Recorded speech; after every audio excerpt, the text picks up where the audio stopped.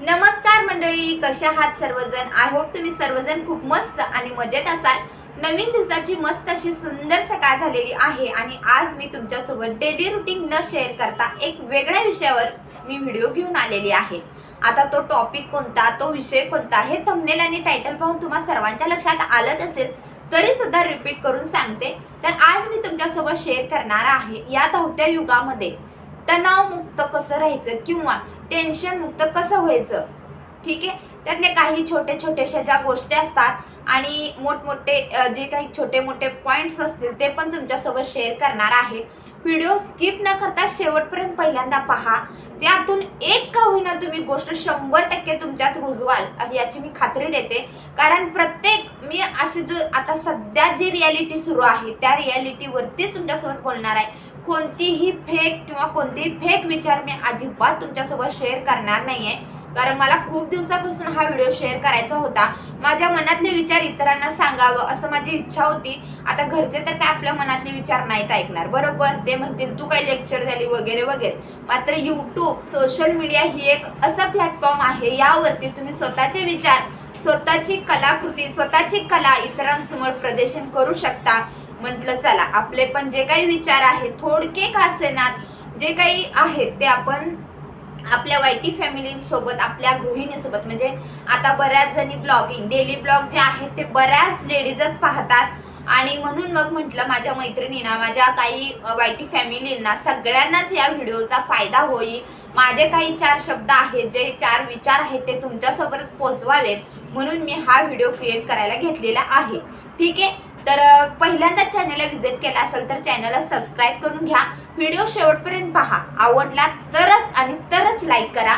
आणि एक गोष्ट लक्षात ठेवा, यातील एक का होईना गोष्ट तुम्ही तुमच्या मनात नक्की रुजवाल किंवा नवीन काहीतरी नक्कीच तुम्हाला शिकायला भेटणार याची 100% खात्री आहे। त्यामुळे व्हिडिओ स्किप करू नका अजिबात। ठीक आहे, तर आता बघा, ह्या धावत्या युगामध्ये, इंटरनेटच्या युगामध्ये म्हणा किंवा धावत्या युगामध्ये आजची दुनिया खूप बदललेली आहे। 2019 पासून आता 2026 स्टार्ट होणार आहे, मात्र ह्या कालावधीमध्ये इतका काही बदल झालेला आहे माणसामध्ये म्हणा किंवा निसर्गामध्ये म्हणा किंवा इंटरनेट, म्हणजे आपलं पूर्ण काही जागतिकीकरण असू दे, काहीही असू दे, आपला देश असू दे, काहीही कुठेही जावा, पूर्ण पृथ्वीवरती जावा, सगळ्यामध्ये बदल घडलेला आहे। 2019च्या अगोदरची जी ही होती किंवा रियालिटी होती ती खूप सुंदर होती। स्वतः बऱ्याच जणांनी ती अनुभवली असेल आणि ती खूप छान होती। म्हणजे पहिल्याची माणसं खूप चांगली होती, मयाळू होती, त्यांच्यामध्ये इन्सानियत होती, माणुसकी होती। मात्र आत्ताची लोक माणुसकी विसरत चाललेली आहेत। आता भांडण, तंटे, गुन्हे, त्याचबरोबर बलात्कार, अत्याचार यांसारख्या बऱ्याचशा घटना घडत आहेत। हे तर तुम्हाला ऐकून माहितीच असेल, इंटरनेटद्वारे किंवा सोशल मीडियाद्वारे तुम्ही बऱ्याचदा बघितच असाल। मात्र आता ह्या धावत्या युगामध्ये तणावमुक्त किंवा टेन्शन मुक्त कसं राहायचं हे तुमच्यासोबत मला शेअर करायचं आहे। विषय दुसरीकडे भरकटून चालणार नाही, आपल्याला मेन पॉइंटवरती, मेन टॉपिकवरतीच फोकस करावा लागणार आहे, बरोबर? तर आता तणावमुक्त म्हणजेच टेन्शन मुक्त।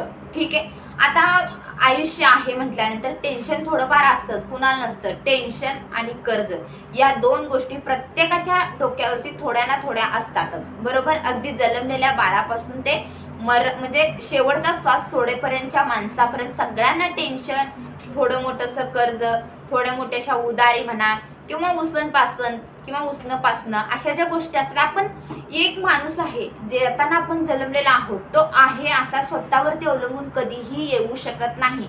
त्याला कोणावर ना कोणावर तरी अवलंबून राहावंच लागतं आणि कोणावर ना कोणावर तरी अवलंबून राहिल्याशिवाय दुनिया जगताच येत नाही, कारण शक्यच नाही ते, बरोबर? आपले शरीर सुद्धा एकमेकाला संलग्न आहे, एकमेकांना साथ देतात, एकमेकांना सपोर्ट करतात, म्हणतानाच आपलं शरीर सुद्धा सुरू आहे, बरोबर? आणि आपलं शरीर सुरू राहण्यासाठी आपल्याला निसर्ग सुद्धा साथ देते। म्हणजे आपण जो श्वास घेतो, जर त्यानं श्वास देणं बंद केलं तर आपली ही पृथ्वी किंवा आपण क्षणात नाहीसं होऊ, बरोबर?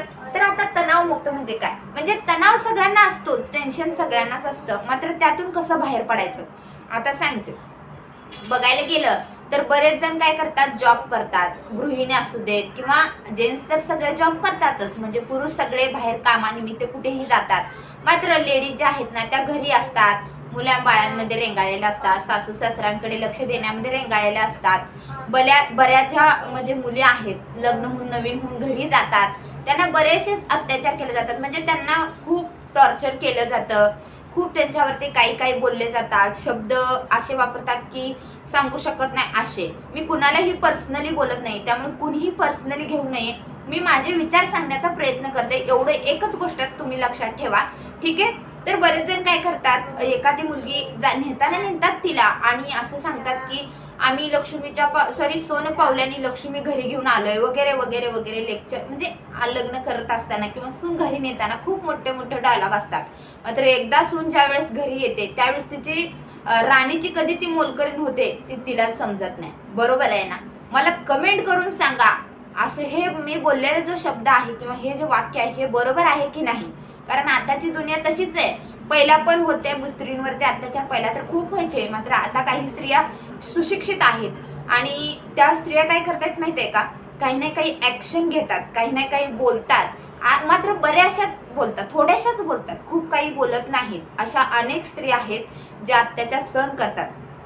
आता पुण्यातली एक मोठी घटना तुम्ही पाहिलीच असाल, मी काही तिचं नाव वगैरे डिक्लेअर करत नाहीये, मात्र ती बघितलीच असाल. पूर्ण सोनं नाणं, त्याचबरोबर गाडी बंगला सगळं काही देऊन एकुलती एक मुलगी होती तरी सुद्धा त्यांनी तिच्यावरती इतके अत्याचार केले.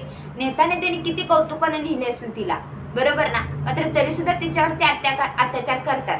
मग माझं सांगणं हेच आहे किंवा माझा हेतू सांगण्याचा काय आहे माहितीये का, एक गृहिणी असते ना, तिला काही ना काही घरात टेन्शन असतंच. काही कुठं काही ननंद काहीतरी बोलते तिला, त्याचबरोबर तिचे जाऊ काय बोलते, सासू काय बोलते, सासरे काय बोलतात, किंवा त्या सगळेजण बाकीचं तिचं वेगळं असलं तर नवरा काहीतरी बोलतो, काही ना काही टेन्शन तिच्या आयुष्यात असतंच. आणि जर सगळं चांगलं असेल तर मग शिवाय शेजापाजारी काहीतरी म्हणतात, भाऊकी काहीतरी म्हणते, किंवा पै पाहुणे काहीतरी म्हणतात. आता एक तुम्हाला सांगते, बऱ्याच मध्ये कसं असतं माहितीये का, मलाच फोन केला नाही, माझ्याशी लवकर बोललीच नाही, मला आडवी आली पण बोलली नाही, किंवा एखाद्या कार्यक्रमात गेला तरी सुद्धा लोक काय म्हणतात, हे माझ्यासोबत बोललीच नाही, मी काय केलं तिला, तिनं अगोदर माझ्याशी बोलायचं, माझा मन मोठा आहे. असे बरेचसेच आता सध्या म्हणजे खूप ह्याच्यामध्ये नातेवाईकांमध्ये खूप असे हेच सुरू आहे बरं का. मग मला काय म्हणायचंय माहितीये का, तुम्ही आता तणावमुक्त होणार आहे ना मैत्रिणीनं किंवा माझ्या भगिनीनं, तुम्हाला तणावमुक्त व्हायचंय ना, तर तुम्ही एक गोष्ट लक्षात ठेवा, आपण फक्त आपल्यातच गुंतायचं. कोणीही बाहेरच्या गोष्टींना बाहेरच्या व्यक्तींकडे लक्ष द्यायचं नाही. कुणीही असो, त्यांच्यातून आपल्या 10 फुटाचं अंतर ठेवायचं. कुणीही असो, आता तुम्ही म्हणाल नवऱ्यासोबत भांडणं होतात म्हणून काय नवऱ्यासोबत पण अंतर ठेवायचं का वगैरे, पण तसं नाही. नवरा हा कसा असतोय, आपण 5 मिनिटासाठी नवरा बायको भांडतात, ते 6व्या मिनिटाला एक असतात. मात्र शेजापाजारी, नणंद जाव, त्याचबरोबर सासू सासरे हे जे असतात ना, यांच्या मनात एक शब्द वाईट जरी आला ना तर ते त्यांना सवय लागतात. आता बऱ्याच मैत्रिणी किंवा माझ्या भगिनी काय करतात, किंवा ज्या मुली आहेत ना सासरी नांदायला जातात, त्या काय करतात माहितीये का, स्टार्टिंगला एखादा शब्द झेलतात, म्हणजे सासून काहीतरी टोमणं मारलं किंवा सासऱ्याने काहीतरी बोललं, नवऱ्यानं काहीतरी तिच्या आई वडिलांवरून शिवी दिली तर ती गप बसते, जाऊ दे नवीन लग्न आहे आणि मला जुळवून घ्यायला वेळ लागेल. हा मान्य आहे, थोडे दिवस तुम्ही सहन करा, मात्र इतकं पण सहन करू नका की ते तुमच्या आईबापापर्यंत जातील, तुमचा स्वाभिमान खालावतील, तुमची इज्जत चव्हाट्यावरती आणतील. इतकं अजिबात एका मुलीने सहन करायचं नाही. आपल्याला लहानाचं मोठं करून आपल्या आई वडिलांनी आपल्याला सासरी पाठवलेलं असतं, बरोबर. मग आपलं जिथं चुकत नाही ना तिथं अजिबात झुकायचं नाही, असं माझं तर म्हणणं आहे. आपलं जिथं चुकतंय ना तिथं हो बाबा माझं चुकलंय, मला माफ करा अशी सॉरी बोलायची. मात्र आपलं जिथं चुकत नाही तिथं अजिबात झुकायचं नाही. जिथं पॉइंट चुकतो ना तिथं आपलं नमतं घ्यायचं. भाजी येत नाही आपल्याला किंवा काही स्वयंपाक येत नसेल तर नाही बाबा मला येत नाही असं म्हणून आपण शांत राहायचं. मात्र जिथं चुकत नाही तिथं अजिबात झुकायचं नाही, हे माझं तर असं म्हणणं आहे बरं का. प्रत्येकाची आवड निवड, प्रत्येकाचं वागणं चालणं बोलणं सगळं काही वेगवेगळं असतं. म्हणून म्हणते मी फक्त माझे विचार तुमच्यासोबत शेअर करते.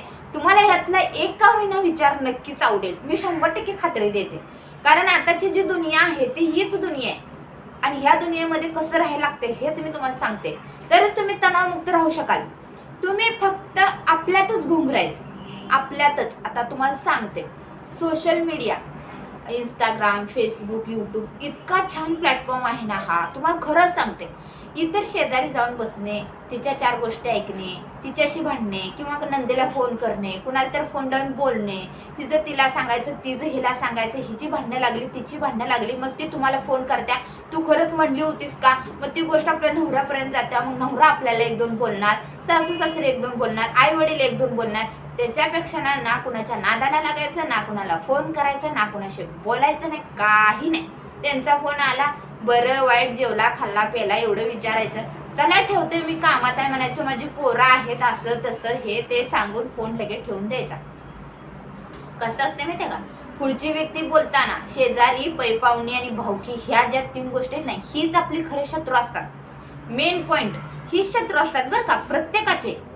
मी म्हणत नाही की आमचे हे असतात किंवा प्रत्येका बाबतीत हेच आहे, आपलेच गद्दार असतात. लक्षात ठेवा, आपलेच गद्दार असतात. दुसरे कोणी नसतात बाहेरचं वगैरे, शेजारी वगैरे.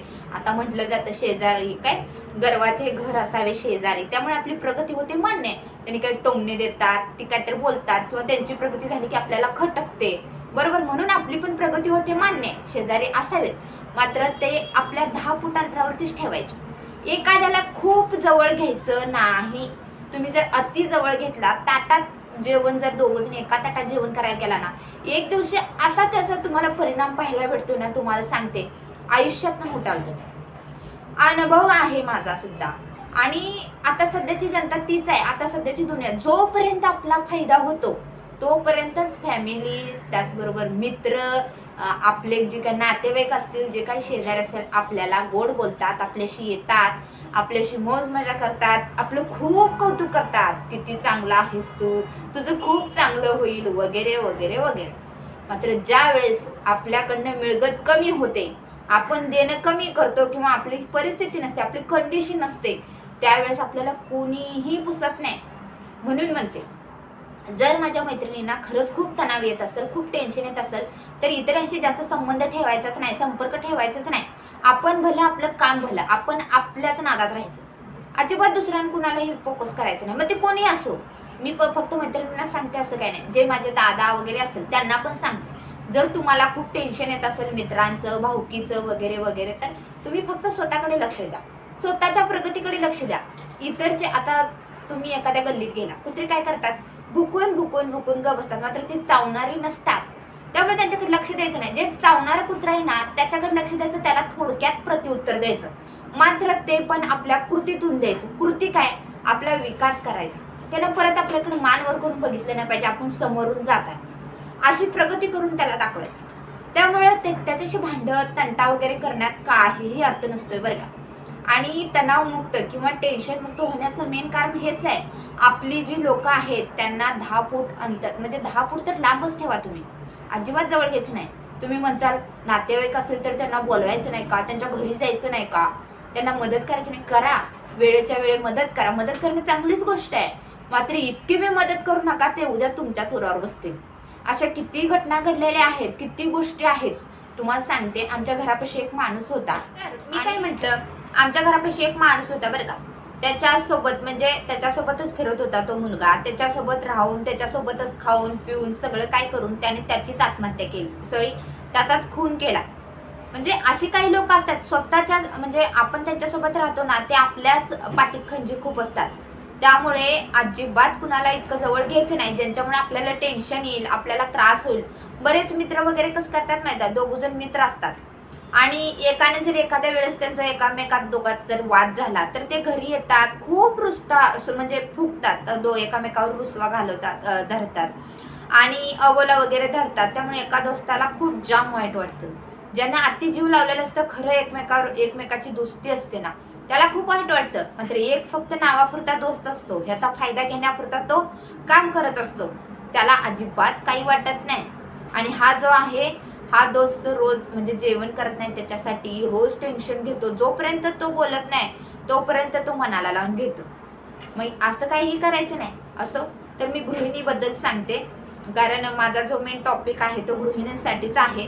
तर मला मैत्रिणींना तुम्हाला सांगायचं आहे, तुम्ही घरच्या गोष्टी म्हणजे ज्या काही तुमच्या मित्रमैत्रिणी असतील किंवा शेजापाजारी असतील त्यांना कमी कॉन्टॅक्टमध्ये ठेवा. मी म्हणत नाही पूर्ण बंद करा किंवा तुम्ही मला आता कमेंट करचाल किंवा परत म्हणचाल तू कोण सांगणार आम्हाला, आम्ही आमची मैत्रिणी कशा ठेवायच्या काय ठेवायच्या ते आमचं आम्ही बघू की. पण माझा एक सांगण्याचा हेतू आहे, जर तुम्हाला तणावमुक्त व्हायचं असेल, तुम्हाला टेन्शन नको असेल ना, तर तुम्ही 10 फुटाचं अंतर ठेवा, बोला त्यांच्याशी, त्यांच्या घरी जावा, काहीही तुमचं जे काही असेल ते करा. मात्र इतकं पण करू नका की ज्याच्यामुळे तुमच्या घरात ताणतणाव निर्माण होईल किंवा तुम्हाला स्वतःला टेन्शन येईल आणि त्याचा राग तुम्ही तुमच्या मुलांवरती काढाल, तुमच्या नवऱ्यावरती काढाल, तुमच्या घरात वाद निर्माण होतील. नंदेला बोलत असाल किंवा कोणाचाही फोन येत असाल तर थोडक्यात बोलायचं, जसं की मी तुम्हाला मगाशी सांगितलं तसं, खाल्ला पेला बरं वाईट एवढंच. कुणाचं ह्याचं सांग तिचं सांग अशा लावा तर अजिबात करायचं नाही. यामुळे तुमच्या घरामध्ये तुमच्या पाहुण्यामध्ये अजिबात भांडणे होणार नाहीत आणि तुम्हाला सुद्धा टेन्शन येणार नाही, बरोबर. म्हणजे यातून तुम्ही मुक्त होतात. आणि आता सोशल मीडिया ही गोष्ट खूप छान आहे. मी तर सगळ्या गृहिणींना एक असं सजेशन देईन, जर तुमचं इंस्टाग्रामला किंवा फेसबुकला किंवा यूट्यूबला जर अकाउंट नसेल ना, तर एक अकाउंट खोलून टाका आणि तुम्ही कंटेंट क्रिएट करत चला किंवा इंस्टाग्रामवरती रील्स वगैरे बनवत चला. तुम्ही तुमच्या धुंदीत राहत चला. घरात आपला जो राहिलेला, आता प्रत्येक गृहिणीला वेळ नसतो माहितीच आहे. काही जण म्हणजे घरातली कामं करून जॉब करतात किंवा काही जणी घरी घर वगैरे बघतात आणि गृहिणीला तर अजिबातच वेळ नसतो. दुपारी 1-2 तास असतो, त्यातच एखाद्या शेजारीकडे जाऊन बसणे, तिचे वाद निर्माण होतात, तिने काय म्हटलं तर असं होऊन जातं, बरोबर आहे ना, बरोबर की नाही मला सांगा. मी तुम्हाला सांगते, मी अजिबात कुठल्या शेजारी पाजारी जात नाही, कुणाला जास्त फोन करून जास्त कॉन्टॅक्टमध्ये राहत नाही, अजिबात नाही. आपण आपल्याच नादात. मग मी पण सोशल मीडिया वगैरे आता सध्या जॉईन केले. मला अगोदर काय तशी फुरसत भेटतच नव्हती, पोरातून ह्याच्यातून त्याच्यातून. मात्र आता थोडीशी फुरसत भेटायला लागल्या, थोडासा वेळ भेटायला लागलाय, तर मी सोशल मीडियावरती जास्त कॉन्सन्ट्रेट करते, म्हणजे जास्त त्याला प्रभाव देते आणि इतर गोष्टीकडे अजिबात लक्ष देत नाही. आणि तुम्हाला एक सांगते, सोशल मीडियामुळे म्हणजे माझ्या त्या नवऱ्यामध्ये किंवा नवरा बायकोमध्ये सुद्धा इतके वाद निर्माण होत नाहीत बरं का. कारण तुम्ही जे असता ना, तुमच्या धुंदीत असतात, तुम्ही सोशल मीडियावरती खूप खुश असता, छान व्हिडिओ वगैरे बनवले, 1-2 छान कमेंट आल्या, खूप आनंद होतो आणि आपलं स्वतःचं आपण काहीतरी करतो, आपल्याला 1-4 लोकांनी पाहिले, कौतुक केले म्हटलं ना, आपला दिवस पूर्ण छान जातो. त्यामुळे नवऱ्यासोबत पण अजिबात जास्त वाद होत नाही किंवा कोणत्याही प्रकारचे म्हणजे अशा प्रकारचे वाद होत नाही आहेत आणि आपण जास्त कोणती गोष्ट अशी ताणून धरत नाही, म्हणजे जाऊ दे म्हणून सोडून देतो. कारण कसं होते, आता सोशल मीडियावर जास्त दिवसातून बऱ्याच वेळेस स्त्री जी असते ती मोबाईलवरतीच असते, त्यामुळे ती जास्त घरातल्या गोष्टीकडे जर नाही ध्यान दिलं ना किंवा लक्ष नाही दिलं ना, तर मग आपण अजिबातच टेन्शन घेत नाही आणि अगदी आनंदी राहतो. आता बऱ्याच ज्या स्त्रिया आहेत त्या डान्स वगैरे करतात, खूप छान म्हणजे व्हिडिओज वगैरे क्रिएट करतात, त्यामुळे तर त्यांच्या आयुष्यात तर टेन्शन नसेलच असं मला वाटते. कारण मी माझ्या स्वतःवरून सांगते. आणि घरात वादविवाद वगैरे अजिबात होत नाहीत. 4 चांगल्या गोष्टी शिकायला भेटतात. आपल्यातली कला जी आहे ते आपल्याला प्रदर्शित करण्याची संधी भेटते, इतरांना दाखवण्याची. आपल्याकडे जे काही टॅलेंट आहे ते इतरांना दाखवा, असं माझं म्हणणं आहे. तर मैत्रिणींनो, मी माझ्या शब्दामध्ये तुम्हाला तणावमुक्त किंवा टेन्शनमुक्त कसं व्हायचं या रिलेटेड काही थोडीशी माहिती दिलेली आहे. आय होप ती तुम्हाला आवडली असेल आणि त्यातील एक का होईना गोष्ट तुम्ही तुमच्यामध्ये आत्मसात कराल अशी मला खात्री आहे. आणि जर तुम्हाला व्हिडिओ आवडला असेल तर तेवढं व्हिडिओला लाईक करा. आवडला नसेल तर मला कमेंट करून सांगा की माझं नेमकं चुकलंय कुठं किंवा मी काय चुकीचं बोलते. त्याबद्दल मी खरंच म्हणजे जरी बोलले असेल तरी तुम्हाला तुमच्या अगोदरच मी माफी मागते. आणि त्याचबरोबर तुम्ही जर माझे विचार तुम्हाला आवडले असेल तर एक छान कमेंट पण करा, ठीक आहे. आणि चॅनलला सबस्क्राईब केलं असेल तर करून घ्या, बेल आयकॉन प्रेस करा, कारण असेच मोटिवेशनल व्हिडिओ तुम्हाला माझ्या या चॅनलवरती माझ्या लाईफस्टाईल बरोबर माझ्या जे काही माझी जी जर्नी आहे लाईफस्टाईलची ती सगळी काही तुम्हाला पाहता चांगले विचार मोटिवेशनल सुद्धा तुम्हाला पाहायला भेटणार आहेत. कारण माझ्या चॅनलवरती कोणत्याही फेक, त्याचबरोबर कोणतेही वाईट कृत्य किंवा कोणत्याही प्रकारची अशी कोणतीही वाईट गोष्ट तुम्हाला इथं ऐकायला नाही भेटणार आहे. जे काही तुमच्यासाठी असेल ते चांगलंच असणार आहे, मोटिवेशनलच असणार आहे. त्यामुळे चॅनलला सबस्क्राईब करून घ्या, बेल आयकॉन पण प्रेस करा, कारण असेच नवनवीन व्हिडिओ मी तुम्हा सर्वांसाठी घेऊन येणार आहे. आणि व्हिडिओ आवडला तर व्हिडिओला लाईक करा आणि व्हिडिओला हाईप पण करा बरं का. आता हे नवीन फीचर आलेलं आहे, त्यामुळे व्हिडिओला हाईप पण करा, ठीक आहे. चला मग वेळ न घालवता आता इथंच थांबूया. खरंच तुम्ही व्हिडिओ कंटिन्यू शेवटपर्यंत पाहिला त्याबद्दल तुम्हा सर्वांचे अगदी मनापासून आभार आहे. चला भेटू पुन्हा, बाय.